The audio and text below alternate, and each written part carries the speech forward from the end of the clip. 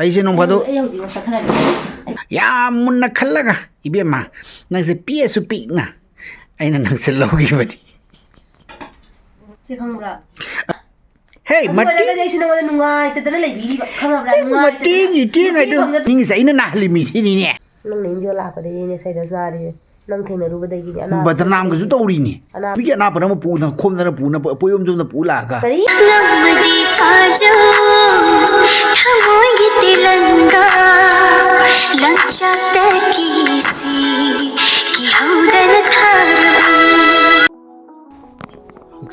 ꯍꯛꯆꯥꯡ ꯉꯝꯗꯅ ꯅꯥꯔꯦ ꯅꯥꯕ ꯁꯪꯗꯕ ꯌꯦꯡꯉꯨꯁꯦ ꯃꯅꯥꯒ ꯂꯣꯏ ꯄꯪꯈ꯭ꯔꯦ ꯑꯩꯗꯤ ꯀꯃꯥꯏꯅ ꯇꯧꯗꯣꯏꯅꯣ ꯈꯪꯗꯦ ꯑꯩꯅ ꯀꯧ ꯉꯥꯡꯕꯒ ꯇꯥꯗꯕꯅ ꯂꯣꯛ ꯂꯥꯏꯍꯧ ꯇꯧꯔꯨꯕꯗꯩ ꯈꯔ ꯅꯨꯡꯉꯥꯏꯔꯦ ꯑꯗꯨꯒ ꯂꯣꯛꯁꯤꯗꯤ ꯐꯠꯇ꯭ꯔꯦ ꯂꯣꯏꯔꯦ ꯑꯔꯣꯏꯕꯤꯗ ꯅꯥꯕꯒ ꯍꯧꯔꯒ ꯁꯪꯗ꯭ꯔꯦ ꯑꯗꯨꯝ ꯇꯧꯔꯤꯁꯦ ꯀꯔꯤ ꯗꯣꯁꯥꯅꯣ ꯈꯪꯗꯦ ꯐꯤ ꯇꯨꯕ ꯍꯩꯔꯨꯕꯁꯤꯁꯨ ꯅꯥꯕ ꯁꯪꯗꯕ ꯀꯩꯅꯣ ꯇꯧꯗꯕꯐꯥꯎꯗ ꯅꯥꯕꯐꯥꯎꯗ ꯍꯤꯞꯄꯒ ꯁꯪꯗ꯭ꯔꯦ ꯍꯥꯏꯁꯤꯅꯤ ꯑꯩꯗꯤ ꯃꯥꯅ ꯇꯧꯔꯤꯕ ꯈꯣꯠꯂꯤꯕ ꯃꯌꯥꯝꯁꯦ ꯍꯔꯥꯎꯗ꯭ꯔꯦ ꯀꯔꯤꯒꯤꯅꯣ ꯍꯥꯏꯗꯤ ꯃꯥꯅ ꯃꯁꯤꯒꯤ ꯐꯤꯁꯦ ꯂꯣꯏꯅꯕ ꯍꯣꯠꯅꯕꯗ ꯃꯁꯥꯁꯦ ꯊꯤꯠ ꯆꯥꯝꯃꯅꯤ ꯑꯗꯩ ꯃꯁꯥ ꯅꯨꯡꯉꯥꯏꯔꯔꯣꯏ ꯑꯗꯨꯃꯥꯏꯅ ꯍꯛꯆꯥꯡ ꯅꯨꯡꯉꯥꯏꯇꯕꯁꯦ ꯍꯦꯟꯖꯜꯂꯅꯤ ꯑꯗꯨꯅꯤ ꯇꯧꯗꯕꯁꯨ ꯌꯥꯗꯕꯁꯦ ꯁꯤ ꯐꯤꯁꯤꯗ ꯅꯠꯇꯦ ꯑꯩꯒꯤ ꯕ꯭ꯂꯥꯎꯁ ꯇꯥꯡ 22 ꯁꯤꯕꯁꯇꯥꯟꯒꯤ ꯃꯃꯥꯡꯗ ꯕ꯭ꯂꯥꯎꯁ ꯇꯨꯒꯗꯕꯁꯦ ꯕ꯭ꯂꯥꯎꯁ 4ꯅꯤ ꯑꯩꯅ ꯇꯨꯗꯣꯏꯁꯦ ꯉꯁꯤ ꯇꯥꯡ 3 ꯑꯗꯣ ꯅꯪ ꯁꯤ ꯊꯥꯗꯕꯗ ꯕ꯭ꯂꯥꯎꯁ 4 ꯈꯛꯀ ꯋꯥꯠꯂꯦꯕ ꯐꯃꯨꯡꯗ ꯍꯤꯞꯄꯤꯁꯦ ꯍꯤꯞꯄ ꯑꯃꯨꯛ ꯆꯥꯗꯦ ꯀꯣꯛꯁꯦ ꯇꯦꯟꯁꯟ ꯑꯗꯣ ꯅꯨꯡꯉꯥꯏꯇ꯭ꯔꯒ ꯅꯨꯡꯉꯥꯏꯇ꯭ꯔꯦ ꯍꯥꯏꯗꯣꯛꯈ꯭ꯔꯣ ꯀꯩꯗꯧꯔꯒꯦ ꯑꯁꯤ ꯑꯩꯅ ꯍꯧꯖꯤꯛ ꯂꯧꯁꯜꯍꯧꯔꯒ ꯉꯝꯒꯅꯤ ꯂꯧꯍꯧꯔꯒ ꯍꯧꯖꯤꯛ ꯀꯃꯥꯏꯅ ꯍꯥꯏꯗꯣꯛꯇꯣꯏꯅꯣ ꯈꯟꯖꯧ ꯉꯝꯗ꯭ꯔꯗꯤ ꯉꯝꯗ꯭ꯔꯦꯅ ꯅꯪ ꯅꯥꯔ ꯐꯅ ꯇꯥ ꯂꯩꯔꯁꯨ ꯁꯨꯝ ꯀꯩꯅꯣ ꯇꯧꯗꯣ ꯃꯤꯁꯦ ꯀꯨꯠꯄ꯭ꯔꯥ ꯁꯤꯕꯔꯁꯇꯥꯟꯗꯣ ꯑꯗꯨꯒꯤ ꯕ꯭ꯂꯥꯎꯁꯇꯣ ꯅꯠꯇꯗꯤ ꯂꯤꯠꯅꯤꯡꯉꯥꯏ ꯂꯩꯇ꯭ꯔꯕ ꯑꯃ ꯌꯥꯕ ꯂꯤꯠꯄ ꯌꯥꯏ ꯋꯥꯈꯟꯗꯣ ꯑꯁꯥꯗꯣ ꯇꯧꯔꯒ ꯇꯨꯖꯕꯅꯤꯅ ꯅꯨꯡꯉꯥꯏꯖꯗꯦ ꯑꯩ ꯏꯁꯥꯃꯛ ꯃꯥꯁꯦ ꯃꯄꯨꯟꯁꯤꯒꯤ ꯁꯤꯕꯔꯁꯇꯥꯟ ꯍꯥꯏꯗꯣ ꯀꯥꯗ꯭ꯔꯤ ꯑꯗꯣ ꯆꯠꯇ꯭ꯔꯦꯕ ꯑꯗꯣ ꯃꯥꯁꯦ ꯄꯨꯕꯤꯒꯦ ꯈꯜꯂꯝꯕꯅꯤ ꯌꯥꯗ꯭ꯔꯦ ꯃꯥ ꯍꯧꯖꯤꯛ ꯃꯥꯒꯤ ꯍꯛꯆꯥꯡꯁꯦ ꯃꯥ ꯍꯧꯖꯤꯛ ꯕ꯭ꯔꯦꯛ ꯐꯦꯜ ꯑꯣꯏꯔꯦ ꯕ꯭ꯔꯦꯛ ꯅꯥꯟꯊꯣꯛꯈ꯭ꯔꯦ ꯍꯧꯖꯤꯛ ꯌꯥꯗ꯭ꯔꯦ ꯑꯗꯨꯅ ꯃꯥ ꯕ꯭ꯔꯦꯛ ꯐꯦꯜ ꯑꯣꯏꯔꯕꯅꯤꯅ ꯒꯤꯌꯥꯔ ꯑꯩꯅ ꯀꯩꯗꯧꯔꯨꯅꯤ ꯒꯤꯌꯥꯔ ꯁꯤꯟꯕ ꯌꯥꯗ꯭ꯔꯦ ꯕ꯭ꯔꯦꯛ ꯐꯦꯜ ꯑꯣꯏꯔꯕꯅꯤꯅ ꯇꯧꯔꯤꯁꯤ ꯌꯦꯡꯉꯨꯁꯦ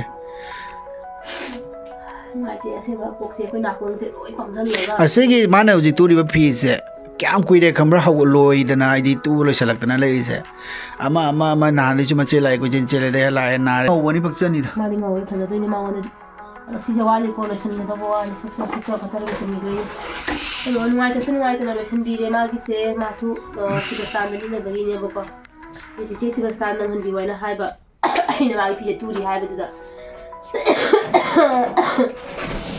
ꯅꯨꯡꯉꯥꯏꯇꯁꯨ ꯅꯨꯡꯉꯥꯏꯇꯅ ꯃꯤꯅ ꯂꯤꯠꯆꯒꯦ ꯍꯥꯏꯕꯗꯣ ꯑꯩꯅ ꯅꯨꯡꯉꯥꯏꯇꯦꯕꯀꯣ ꯀꯨꯏꯁꯨ ꯀꯨꯏꯔꯦꯕ ꯐꯤꯁꯦ ꯌꯥꯝꯅ ꯑꯇꯨꯕꯗꯤ ꯀꯨꯏꯔꯕ ꯂꯣꯏꯁꯟꯕ ꯉꯝꯗꯕꯒꯤ ꯂꯩꯔꯤꯕ ꯐꯤ ꯑꯗꯨꯗꯤ ꯃꯌꯥꯝ ꯁꯤꯅꯦ ꯑꯩꯒꯤ ꯄꯨꯟꯁꯤꯒꯤ ꯋꯥꯔꯤ ꯑꯩꯒꯤ ꯄꯨꯟꯁꯤꯒꯤ ꯅꯨꯡꯉꯥꯏꯕ ꯋꯥꯔꯤ ꯅꯥꯔꯁꯨ ꯄꯣꯊꯥꯕ ꯐꯪꯗꯕ ꯀꯦꯃꯦꯔꯥ ꯄꯥꯏꯕ ꯑꯩꯁꯨ ꯈ꯭ꯋꯥꯡ ꯅꯥꯟꯅ ꯂꯩꯔꯤꯅꯤ ꯑꯗꯨꯅ ꯃꯌꯥꯝ ꯄꯨꯝꯅꯃꯛ ꯅꯨꯄꯤ ꯄꯨꯝꯅꯃꯛ ꯊꯕꯛ ꯇꯥꯅ ꯍꯩꯖꯜꯂꯨꯅꯨ ꯍꯩꯇꯦ ꯍꯥꯏ ꯑꯗꯨꯅ ꯐꯔꯕꯅꯤ ꯆꯥꯛ ꯆꯥꯕꯇ ꯍꯩ ꯑꯇꯩ ꯀꯩꯝ ꯍꯩꯇꯦ ꯍꯥꯏꯌꯣ ꯀꯩꯗꯧꯔꯦ ꯅꯨꯄꯤ ꯑꯣꯏꯕꯤ ꯑꯩꯈꯣꯏꯁꯦ ꯊꯕꯛ ꯌꯥꯝꯅ ꯍꯩꯖꯟꯕ ꯎꯁꯟꯕꯁꯦ ꯐꯠꯂꯝꯗ꯭ꯔꯦ ꯍꯩꯔꯨꯕꯒꯤ ꯅꯠꯇ꯭ꯔ ꯉꯁꯤ ꯑꯩꯅ ꯋꯥꯖꯔꯤꯁꯦ ꯍꯩꯔꯝꯗꯕ ꯇꯥꯔꯒꯗꯤ ꯑꯩ ꯅꯥꯏꯅ ꯐꯃꯨꯡ ꯍꯤꯞꯄꯒ ꯂꯩꯗꯣꯏꯅꯦꯕ ꯏꯕꯦꯝꯃ ꯅꯪ ꯍꯩꯍꯧꯕ ꯐꯩ ꯅꯪ ꯍꯩꯔꯝꯗ ꯇꯥꯔꯒꯗꯤ ꯅꯪꯒꯤ ꯇꯨꯗꯣꯏ ꯃꯌꯥꯝꯁꯦ ꯑꯗꯨꯒ ꯑꯩꯅ ꯇꯧꯗꯣꯏ ꯂꯤꯂꯥ ꯃꯌꯥꯝꯗꯣ ꯑꯩꯁꯨꯅꯦ ꯅꯪꯁꯦ ꯇꯨꯕ ꯍꯩ ꯇꯥꯏꯂꯔ ꯍꯩ ꯍꯥꯏꯅꯅꯦ ꯈꯜꯂꯒ ꯄꯨꯔꯛꯑꯕꯅꯤ ꯑꯩꯉꯣꯟꯗ ꯈꯤꯇꯪ ꯑꯣꯏꯁꯨ ꯀꯥꯟꯅꯅꯤ ꯍꯥꯏꯅ ꯌꯥꯝ ꯃꯨꯟꯅ ꯈꯜꯂꯒꯅꯦ ꯑꯩ ꯅꯪꯁꯦ ꯄꯨꯔꯛꯈꯤꯕꯅꯤ ꯀꯔꯤ ꯍꯥꯏꯕ ꯀꯥꯟꯅꯅꯤ ꯍꯥꯏꯅ ꯄꯨꯔꯛꯏꯕ ꯅꯪ ꯑꯩꯁꯦ ꯑꯩꯒꯤ ꯄꯨꯟꯁꯤꯗꯅꯦ ꯈꯤꯇꯪ ꯑꯩꯅꯅꯦ ꯅꯪꯁꯦ ꯆꯨꯝꯅꯗ ꯄꯨꯔꯛꯄ ꯅꯠꯇꯦꯅꯦ ꯑꯗꯣ ꯍꯩꯌꯦ ꯑꯩꯕꯨ ꯄꯨꯔꯛꯏꯃꯤ ꯅꯪꯗꯣ ꯅꯪ ꯑꯗꯨꯒꯨꯝꯕꯗꯣ ꯀꯔꯤꯝ ꯍꯩꯔꯝꯗꯗꯤ ꯑꯩꯅ ꯂꯧꯕꯤꯒꯗ꯭ꯔꯣ ꯂꯧꯔꯣꯏꯅꯦ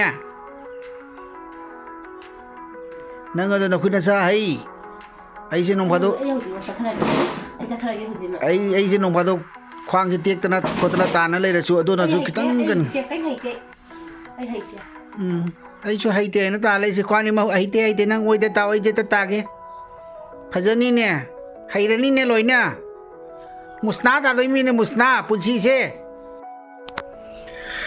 mayam nupi lauba taragasu asigumba aide khutsa kitang haiba ai khutsa haiba ise phi tu bakata na te ni parlor khangde keno khande sen khakha thokpa ko adugumba khalaga nupi laubiu karimda haitaba nupi lau taragadi punsida awana kya nang kane ba ko aina ma lauri se yong hoje haksang amdre na leiraga suma se makul masa do ma lepa ya da bagi ma leptre ba aduna kajiktang oju kanara kani ai su ma se lauradi ai se lepna mangaroi aidna ina kaksi khatlaga kak kak kak mase ai ingona kanara monna khalaga ais masidi aina nong phadok tekna ta dana leiraga su mana hangba se mengala kani na fill in the blanks kaido hangba menjalo aibado ado aigi punchi sida hangba melakadra haina ya munna khalaga ibema nang se psu na aina nang se logi bani si khambra ado katini sila kay tawi pichapi lang chapi dai di naton manungi sam khara kakadra sila kay tawi ay ado di khangde muri do nang khangini ko khang kai khangi ba to ke to ge no gian tao ke ngang sam jab ge ra ano ni bilo kai nang mangai he sing ni bunga nupa mayam sing ai sumaina singu pang anu ko abit pi ai tar he morok met pa da khogi sum sak cha ba da morok met pa gum ne moina thok sar ise ngoi jo ha chama da 10% to su moina support tori da na ko support ki da matan pi lauri ni nangi khatang ose phila black sona be da matan pi lauri mi yes Acha. you were right you were 100% right ai na matan mai ta da na lai bi si di ani mata me kari nungshina na taba nang su ai lauri se nangi phila black si da matan lau bani na isu nang mai ta da na lai bi ni kali ginung si ai si ba kam ta leite ai na khwai da gi chak pa pa khum ni nuai da na lai bi ri mi hai ba wo ho nang gi si ta hai da ye phila black si lau bani hai na mating gi hai na hey mati mati isu nang nungai ta da na lai bi ba khama bra nungai mati ti ngai phang da tu ga ne nang si pi phang da tu ga nungai ta da na lai bi wan kari ai punsi do na punsi nupi yaudre hingani nang punsi je khanbi ba nungai bi da ba nang future khan ba nungai bi da ba khama bra ui ma ai lui he ibe ba ui chak pa da ne na mai sig ne bari nap ta ne kan thuk na ri mi nupi kan thuk na ri mi matam ma da ina ne ui ma sonje ni nupi ma kari nu ne kari nu ya ga nang na kap khiba mayam do aduna ro adu din ne nang na tai lar ja hi bu do ma se to khar dei mang je ne khala ga kap khi bo ani bi ma chum da kap khi ba na ti mata ni sidia khama ma de matang to khama ma de le jram noi da mi nang da da ngon da lai bi su nang ngai jari na tro ngai ga hinggon ma pa ka bu han bi ga ngai ga hey lai bi se war pun sia bi lan pham ni lan pham khang ta na ibe ma ni se am hai lo le ni pa jing se am theta le da pun sia bi lan ni na nunga da gi nunga ni numi ta nang kari pham ga chara phaira pham chara phaira tau ge ro nang ai ni sa nungai ta thobak sui se nang ni nungai jaram ni na haksa nungai ta bu kana nungai ge adu ba thok suri di nungai na thog su su chang ai na ta la ga ji gum camera na ma gap thin ga no ai sa am ngai ta da ni se nungai ta su nungai ta na se lo shen da ba ya da ba ki tawi sa se lok lai ho to ri se nungai ngasi tum ba jar ngasi ai tum ba jar roi ho nungai ta na lai bi ri ba nungai ta na lai bi ri ba adu ngo nupi ke ai na cancel to ra thama mi nungai bi da na jabi ni hai rak nupi ani um ne na cancel ro na get out ai ki punse da gi na indhok thama mi oh my heart kanai ma heart no heart ka jaude moi adu bu lai bak thi badi aya ma nupi mona la thama ma ngata ni sarkar tabak tau de na aya ma nupi kai na nupi chan pan ko me mong ni ado ai dinang gira dha ai dinang gira dha nang ya wan ngai puna mak ta saru ja ba du ra tha ka bi khana bra ate ngai dinang thupi mi lang nang tho mi ni na nang da ang na radha ta de na krishna ta re ai basi da pirom da khong ge awa na kra ka bu ngam bre jing da ai chau ni cha chang ho cha ing ni na sa ko cha thabak su ba ga to tho kai na ta la ga gap thili ni na khana leng li pali uri vopal sini ina nam nan masa nungai ta ba sakra mi kain toy adabal breaking news akoi zit nung din gi pung ahum da dore ju chak sanadri chak sikar badam cha dore khonde abung odi ma sakre ma song wa thit kre ba ꯑꯗꯨꯗꯤ ꯃꯌꯥꯝ ꯚꯤꯗꯤꯑꯣꯁꯦ ꯃꯇꯥꯡ ꯑꯁꯤꯗ ꯄꯣꯊꯥꯖꯔꯒꯦ ꯉꯁꯤꯒꯤ ꯍꯛꯆꯥꯡ ꯅꯨꯡꯉꯥꯏꯇꯕ ꯃꯤꯅ ꯊꯕꯛ ꯀꯃꯥꯏꯅ ꯁꯨꯏ ꯑꯗꯣ ꯃꯇꯦꯛ ꯑꯃꯇ ꯌꯦꯡꯍꯟꯖꯔꯕꯅꯤ ꯑꯗꯣ ꯉꯁꯤꯒꯤ ꯃꯈꯥ ꯇꯥꯕ ꯚꯤꯗꯤꯑꯣ ꯃꯆꯥꯠꯁꯦ ꯀꯔꯤꯒꯨꯝꯕ ꯑꯩ ꯌꯥꯝ ꯀꯟꯅ ꯐꯅꯕ ꯍꯣꯠꯅꯖꯒꯦ ꯃꯌꯥꯝꯅ ꯍꯥꯏꯅꯤꯡꯕ ꯑꯃꯅ ꯅꯨꯄꯤꯅ ꯃꯁꯥ ꯅꯨꯡꯉꯥꯏꯇꯅ ꯊꯕꯛ ꯁꯨꯕꯁꯦ ꯅꯨꯄꯥꯅ ꯌꯥꯝ ꯍꯔꯥꯎꯕꯅꯤ ꯋꯥꯔꯤ ꯂꯣꯏꯔꯦ ꯃꯌꯥꯝꯒꯤꯗꯤ ꯈꯪꯗꯦ ꯑꯩꯒꯤꯗꯤ ꯌꯥꯝ ꯍꯔꯥꯎꯏ ꯑꯩꯒꯤ ꯅꯨꯄꯥꯗꯤ ꯌꯥꯝ ꯍꯔꯥꯎꯏ ꯑꯩ ꯀꯞꯅꯤꯡꯉꯛꯇꯣꯔꯦ ꯐꯥꯒꯤꯗꯒꯤ ꯑꯩꯕꯨ ꯊꯃꯣꯏ ꯌꯥꯎꯗꯕ ꯊꯃꯣꯏ ꯄꯥꯟꯗꯕ ꯃꯤ ꯇꯥꯍꯟꯕꯤ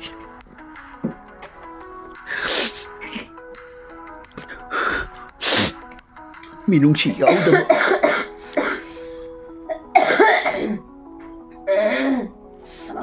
ꯄꯨꯔꯥ ꯏꯁꯄꯤꯀꯔ ꯆꯦꯈꯥꯏꯕꯒꯤ ꯃꯑꯣꯡꯅꯤ ꯃꯈꯣꯟꯁꯦ ꯊꯕꯥꯛꯁꯦ ꯄꯨꯔꯥ ꯀꯥꯏꯕꯗ ꯑꯩ ꯅꯥꯕꯅ ꯊꯕꯥꯛ ꯀꯥꯏꯔꯤ ꯇꯤꯚꯤ ꯃꯗꯨ ꯆꯦꯈꯥꯏꯕ ꯍꯥꯏꯗꯨꯅꯤ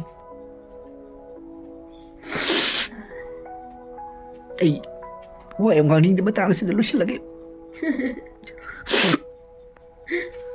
ꯃꯥꯅ ꯃꯁꯥ ꯉꯝꯗꯅ ꯊꯕꯛ ꯁꯨꯕꯁꯦ ꯑꯩꯒꯤ ꯊꯃꯣꯏ ꯀꯥꯅꯤꯡꯉꯥꯏ ꯑꯣꯏꯕ ꯃꯑꯣꯡꯗ ꯍꯥꯏꯕꯤꯔꯛꯏ ꯑꯩ ꯅꯨꯡꯉꯥꯏꯇꯕꯒꯤ ꯊꯃꯣꯏ ꯀꯥꯏꯔꯤꯔꯥ ꯏꯁꯥ ꯅꯨꯡꯉꯥꯏꯇꯅ ꯊꯕꯛ ꯁꯨꯕꯒꯤ ꯊꯃꯣꯏ ꯀꯥꯏꯔꯤꯔꯥ ꯅꯠꯇ꯭ꯔꯒ ꯑꯩꯅ ꯅꯨꯡꯉꯥꯏꯇꯅ ꯂꯩꯕꯤ ꯍꯥꯏꯕꯒꯤ ꯊꯃꯣꯏ ꯀꯥꯏꯔꯤꯔꯥ ꯍꯛꯆꯥꯡ ꯅꯨꯡꯉꯥꯏꯇꯅ ꯁꯨꯕꯗꯕꯨꯗꯤ ꯑꯩ ꯋꯥꯈꯜ ꯅꯨꯡꯉꯥꯏꯇꯅ ꯍꯔꯥꯎꯖꯩ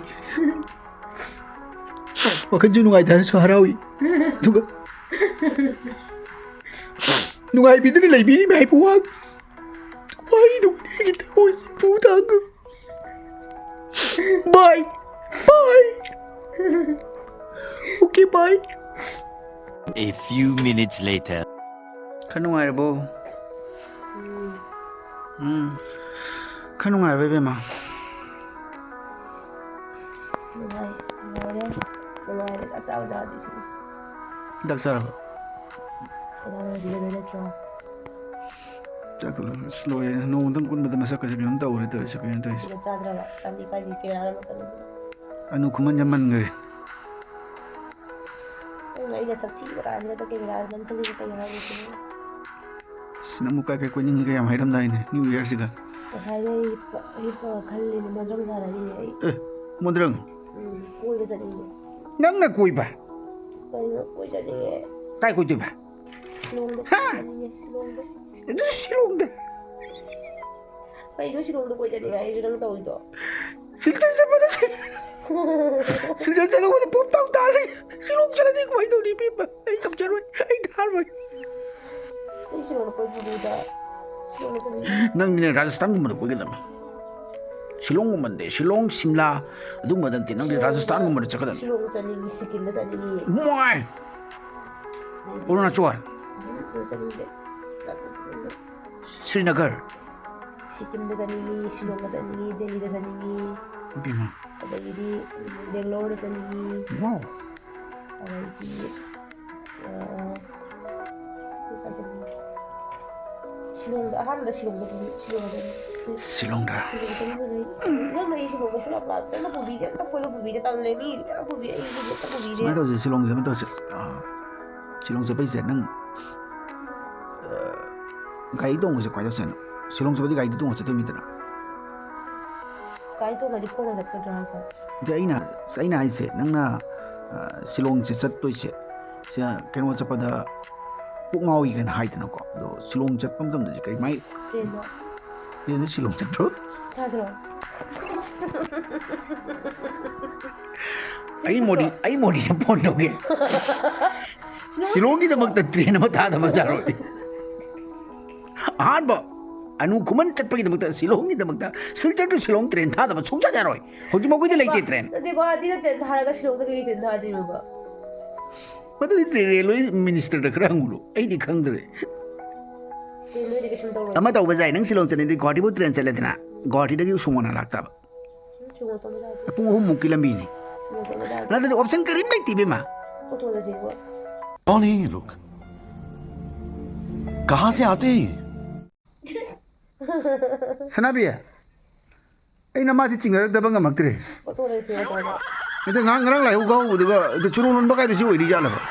Shillong gi u to je ga li. Te Shillong ko bu da. Adu su ko da. To ga mai da ga kai da ni la ga ga bu da ma ko ni kai sa. Na te Shillong gi ching lambi du ga nang ha kuning mo ya puta ba na auto da to rai sa. Kai de je ko ni. ꯍꯧꯖꯤꯛ ꯈꯨꯗꯤꯡ ꯀꯗꯥꯏꯗꯒꯤ ꯄꯨꯊꯔꯝꯗꯣꯏꯅꯣ ꯃꯣꯗꯤꯅ ꯁꯨꯖꯥꯎ ꯂꯝꯕꯤ ꯁꯦꯝꯃꯩꯁꯤꯗꯤ Shillong lambi nang urabo. ꯎꯗ꯭ꯔꯤ ꯎꯗ꯭ꯔꯁꯨ ꯅꯍꯥꯟꯅ ꯃꯣꯗꯤꯅ ꯁꯦꯝꯃꯝꯃꯅꯤ ꯅꯪꯅ ꯊꯥꯏꯅ ꯆꯠꯄꯗꯣ ꯈꯜꯂ ꯂꯩꯕ ꯑꯣꯏꯔꯦ Ngarang nandane ni lambi nandhadana. Singa da namthadana. ꯄꯨꯕꯤꯅꯤ ꯅꯠꯇ꯭ꯔꯥ ꯄꯨꯕꯤꯔꯣꯏ ꯍꯥꯏꯔꯨ Nang na bu chakana ide pubige. Adugane lambi lamkhang da halak sigade harpadi yar. ꯑꯣꯇꯣꯗ ꯆꯠꯇꯣꯏꯅꯦꯗꯤ ꯅꯠꯇ꯭ꯔ ꯅꯪ ꯑꯩ ꯇ꯭ꯔꯦꯟ ꯆꯠꯀꯦ ꯈꯜꯂꯝꯕꯅꯤ ꯅꯪ ꯇ꯭ꯔꯦꯟ ꯊꯥꯗ꯭ꯔꯦ ꯍꯥꯏꯕꯅꯤꯅ ꯑꯩ ꯍꯧꯖꯤꯛ ꯑꯣꯇꯣ ꯆꯠꯄꯨꯕꯤ ꯇꯥꯏ ꯑꯩ ꯒꯥꯔꯤꯗꯤ ꯑꯩ ꯉꯝꯖꯔꯣꯏ Sanabi. Tachodagi phone bro. Ai ojam don amta kauge. ꯀꯩꯒꯤ Je laidon tilon khar lon ni. ꯃꯤꯅ ꯎꯒꯦ ꯍꯥꯏ ꯉꯁꯥꯏꯗꯤ ꯎꯪꯉꯤꯗꯨꯗꯨꯒꯤ ꯎꯪꯉꯤꯅ ꯀꯗꯥꯏꯗꯒꯤ camera ꯅꯝꯁꯜꯂꯛꯇꯅ Nate nang Shillong da nang auto chatli ai sinang na punti ta gra baba. Rene. Atai Shillong chatpa balang thang bro ne. Phare ba ko. Nang Shillong chatpa balang thang bro. Nang akhoi sigi hujik oi ba phim aing ba sibau da nang khang ba ngam dre ba. Shillong du ga chala di nang kamai tau ni. Nang kamai khang ani. ꯑꯣꯂꯥꯡ ꯊꯥꯔ ꯆꯠꯀꯅꯤꯕ ꯁꯝꯃꯔꯗ ꯑꯣꯂꯥꯡꯕ ꯃꯇꯝꯗ ꯁꯤꯂꯣꯡꯗ ꯑꯣꯂꯥꯡꯉꯣꯏꯗ꯭ꯔꯣ Walang tha da na khoi hujik ingi se sidagi na ingi. 이봉호 ꯑꯩꯁꯨ ꯄꯤꯛꯏꯉꯩꯗ ꯁꯤꯂꯣꯡꯗꯨꯒ ꯆꯍꯤ 2-3 ꯂꯩꯔꯝꯃꯤꯕ ꯀꯔꯤꯝ ꯇꯧꯕꯤꯔꯛꯇꯦ ꯅꯪꯅ ꯌꯨꯝꯁꯤꯒ ꯂꯥꯛꯄꯗꯒꯤꯅꯤ ꯏꯁꯥꯁꯦ ꯁꯥꯏꯅꯁꯀꯤ ꯑꯅꯥꯕꯒ ꯂꯣꯏ ꯊꯣꯛꯂꯛꯏꯁꯦ ꯈꯪꯉꯕ ꯁꯤꯂꯣꯡꯗꯨꯒ ꯆꯍꯤ 2-3 ꯄꯤꯛꯏꯉꯩꯗ ꯂꯩꯔꯝꯃꯤꯗꯣ Nang na ining se ina na halimi sini ne. ꯁꯤꯂꯣꯡꯗꯒꯤ KG 1 KG 2 KG 3 ꯇꯝꯃꯒ ꯂꯥꯛꯏꯅꯦ ꯈꯪꯉꯦꯗꯅ Nang KG 1 KG 2 gi matam do di nang nung sing tum matam ni ne. Nang je ni phara ga nang do yabra ne. ꯅꯪꯅ ꯌꯨꯝꯁꯤꯒ ꯂꯥꯛꯄꯗꯒꯤꯅꯦ sinus ꯅꯥꯔꯤꯁꯦ ꯅꯪ ꯊꯦꯡꯅꯔꯨꯕꯗꯒꯤꯗꯤ Badranam ga su tawri ni. ꯑꯅꯥꯕꯒ ꯂꯣꯏ ꯊꯣꯛꯂꯛꯏꯁꯦ ꯅꯪ ꯊꯦꯡꯅꯕꯗꯒꯤ Pitibi ga na pa na pu na khom na pu na ko yom jong na pu la ga. Kari? Ko si ga hidu pi Kari? ga. ꯑꯩ ꯀꯔꯤ ꯂꯩꯀꯥꯏ ꯊꯪꯅꯕꯗ ꯍꯪꯉꯨꯁꯨ ꯅꯣꯡꯃꯗ ꯀꯣꯛ ꯆꯤꯛꯂꯛꯄ꯭ꯔꯥ ꯀꯣꯛ ꯆꯤꯛꯄꯤꯔꯛꯇꯦ ꯑꯩꯈꯣꯏ Ko si tabda pu na pu ai si ga khaduru ni bin lim chik na lei ne do si ga la ga. ꯅꯪꯅ ꯀꯣꯛ ꯆꯤꯛꯑꯒ ꯐꯨꯝꯕ ꯉꯝꯕ꯭ꯔꯣ Ngamine khoi ngamine. ꯅꯪꯒꯤ ꯀꯅꯥꯗ ꯂꯣꯡ ꯊꯣꯔꯛꯀꯅꯨ Kadi gi long thoi thoi ne. Marble ꯂꯩꯒꯦ ꯂꯥꯎ Adugumba ni na ta da tu khyao chung da wa tin chu tingang ja bro. ꯅꯪꯅ ꯅꯪꯒꯤ ꯂꯣꯡ ꯊꯣꯔꯛꯏꯗꯤ ꯀꯤꯅꯤ ꯈꯟꯕꯤꯕ꯭ꯔꯥ ꯑꯩ ꯈꯪꯉꯛꯀꯦ Nang duro ni nami ne phatu phatu to nami to dong thoro ga ki dino. ꯑꯣ ꯃꯤ ꯐꯥꯕ ꯐꯥꯗꯕꯩ ꯇꯧꯕ ꯃꯤꯠꯁꯤꯒ ꯅꯠꯇ꯭ꯔꯒ ꯅꯪꯅ ꯉꯥꯎꯗꯕꯒꯤ ꯏꯁꯦ Ibi ma nang ne bitu ga di ye. ꯃꯔꯝ ꯇꯧ ꯁꯤꯂꯣꯡꯗ ꯄꯨꯒꯅꯤ ꯄꯨꯔꯣꯏ ꯍꯥꯏꯔꯣ ꯅꯃꯤꯒ ꯂꯥꯎꯊꯣꯛꯑꯒ ꯌꯥꯔꯣꯏ ꯏꯕꯨꯡꯉꯣ ꯑꯩꯉꯣꯟꯗ Chasi hey ma tasi. Te do i hingang na ru gi ye. Jakin su chara rồi. Golai su thi rồi. ꯍꯤꯗꯣꯏꯗꯣ ꯍꯦꯟꯅ ꯐꯩ ꯕꯦꯁꯅꯤ Direct Shillong gi phajaba lek ama lei. Adu direct thungu dro bani. ꯅꯪꯅ ꯍꯤꯗ ꯄꯨꯕꯤꯅꯤ ꯍꯥꯏꯗꯤ ꯏꯁꯤꯡ ꯂꯝꯕꯤꯗ ꯄꯨꯕꯤꯅꯤ ꯍꯥꯏꯗꯤ ꯑꯁ ꯑꯣꯀꯦꯅꯤ Hey ma phone to gi reserve to gi hi. ꯀꯥꯔꯅꯦ ꯉꯥꯡꯉꯅ ꯄꯨꯕ ꯉꯝꯁꯨ ꯉꯝꯃꯣꯏꯗꯕꯗ ꯑꯩꯅ ꯅꯪꯉꯣꯟꯗ ꯁꯤꯂꯣꯡꯗ ꯀꯣꯏꯕ ꯆꯠꯀꯦ ꯍꯥꯏꯗꯤ ꯀꯥꯡ ꯀꯨꯏꯁꯜꯂꯦ ꯀꯨꯏꯗ꯭ꯔꯤꯕ ꯑꯩꯅ ꯍꯦꯛ ꯌꯨꯝ ꯄꯥꯟꯕ ꯅꯧꯔꯛꯄꯗꯒꯤ ꯁꯤꯂꯣꯡꯗ ꯄꯨꯕꯤꯌꯨ ꯍꯥꯏꯔꯤꯅꯦ ꯉꯁꯤ ꯄꯨꯕꯤꯗꯦ Bema nang Shillong da chapadini ai din direct ambulance to jani ni. ꯁꯤꯂꯣꯡꯗ ꯆꯠꯅꯤꯡꯉꯤꯗꯣ ꯀꯩꯁꯨ Kari gi no khambra. ꯑꯩ ꯍꯥꯏꯁꯦ ꯇꯥ ꯁꯤꯂꯣꯡꯗ ꯆꯠꯅꯤꯡꯉꯤꯗꯣ ꯀꯩꯁꯨ ꯃꯤ ꯅꯠꯇꯦ ꯈꯪꯕ ꯑꯩꯅ ꯄꯤꯛꯏꯉꯩꯗ ꯂꯩꯔꯝꯕ ꯃꯐꯝꯗꯨꯒ ꯆꯠꯅꯤꯡꯉꯤꯅꯤ Nang na sahi kun muki mamang da kun ga ti ne sahi kuthra muki mamang da. Oye me Shillong gi phem da sum leiram gadra. ꯑꯗꯨ ꯂꯩꯔꯝꯗ꯭ꯔꯒꯁꯨ ꯃꯥꯒꯤ ꯃꯐꯝꯗꯨꯒꯤ ꯃꯃꯤꯡ ꯑꯃꯗꯤ ꯂꯩꯗꯅ Nang na le army gi kaino natro. ꯑꯥꯔꯃꯤꯒꯤ ꯀ꯭ꯋꯥꯇꯔꯗ ꯂꯩ Army ko ta natro. Adu di kaino da ni na. Bara bazar. ꯕꯔꯥ ꯕꯖꯥꯔꯗꯤ ꯈꯪꯉꯤ ꯕꯔꯥ ꯕꯖꯥꯔꯗꯤ Bara bazar manak ta ni. Alu gali ga lei bani ba. ꯑꯗꯨꯗꯤ ꯈꯪꯗꯦ ꯕꯔꯥ ꯕꯖꯥꯔ ꯄꯤꯕꯩꯅ ꯈꯪꯗꯦ ꯕꯔꯥ ꯕꯖꯥꯔꯗꯣ ꯑꯗꯨꯒꯩꯗꯨꯒꯅꯤ ꯑꯩꯈꯣꯏ ꯃꯥꯅ Shillong gi lek ka lei bani ba. ꯑꯗꯣ ꯈꯇꯪ ꯉꯟꯅ ꯅꯤꯡꯁꯤꯡꯉꯦ ꯍꯥꯏꯕ ꯍꯧꯖꯤꯛꯅꯦ ꯌꯥꯝ ꯅꯤꯡꯁꯤꯡꯉꯦ ꯑꯗꯨ ꯆꯠꯅꯤꯡꯉꯦ ꯃꯐꯝꯗꯣ ꯑꯩꯅ ꯍꯥꯟꯅ ꯑꯩ ꯍꯧꯔꯛꯐꯝꯅꯤꯗꯣ ꯃꯐꯝ ꯆꯠꯅꯤꯡꯉꯤꯗꯣ ꯑꯗꯨꯒ ꯆꯤꯡ ꯃꯆꯥ ꯃꯆꯥ ꯆꯤꯡꯒ ꯂꯩꯌꯦꯕꯀꯣ ꯆꯤꯡꯗꯨꯒ ꯐꯣꯜꯒ ꯍꯧꯒꯗꯣ ꯑꯩꯅ ꯆꯥꯕ ꯈꯣꯠꯄ ꯑꯩ ꯈꯔ ꯂꯣꯏ ꯅꯤꯡꯁꯤꯡꯉꯦ ꯆꯠꯅꯤꯡꯉꯦ Hojik sing do building ga ngai gre.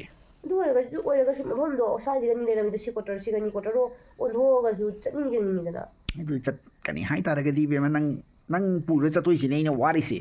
Lambi je option am da adu diesel auto cha si hari si ne ina ki si. Uji nang chakane ara ga ko. ꯑꯣꯇꯣꯗ ꯅꯠꯇꯦ ꯄꯦꯇ꯭ꯔꯣꯜꯒꯤ ꯑꯣꯇꯣꯗ Auto chapa yaroi hai ba ibe ma angang ma chagi lambi na te ba. Asidagi chapa sana nongalam dai da thungu doi ne ba. Train da hadi ne be mo Shillong gi train lei ti ne.